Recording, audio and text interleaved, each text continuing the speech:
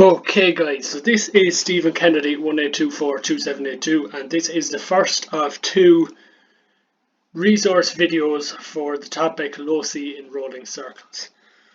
So when talking to people about this topic, and I know from my own experience of studying it from the Leaving Cert, I know that understanding how the mechanism works is half the battle in being able to complete a question.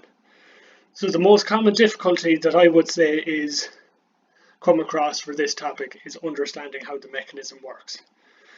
So with this in mind, I'm going to go through in this video the cycloid and in the next video the epicycloid to show how the mechanism works and give a bit of insight in what a locus actually is. So in this video I'm going to go through the cycloid.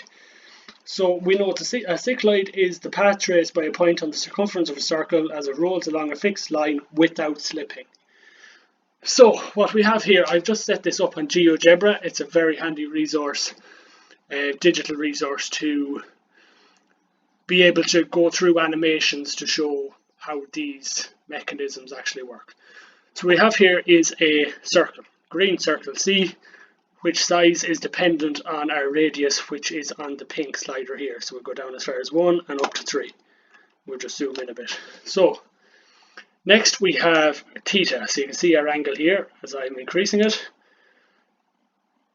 Theta, or the angle, is the angle PCT. So PC and TC are the arms of the angle in here at C. So what we have within the resource, we have point T and point C, which are the distance of the radius from each other. T moves across the x-axis and C moves across parallel to the x-axis.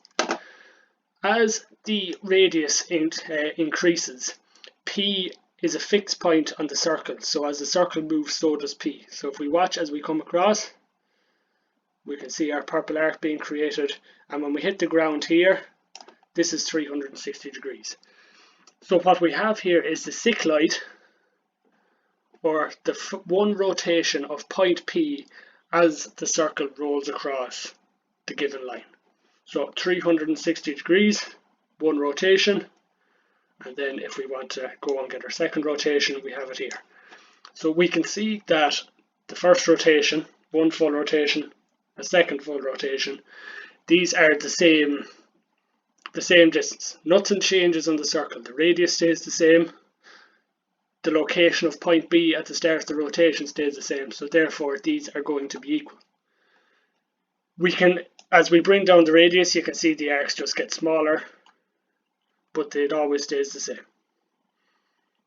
Okay, so this is the explanation for what a cycloid is, and I hope this gives a bit more insight into how the mechanism actually works. Thank you.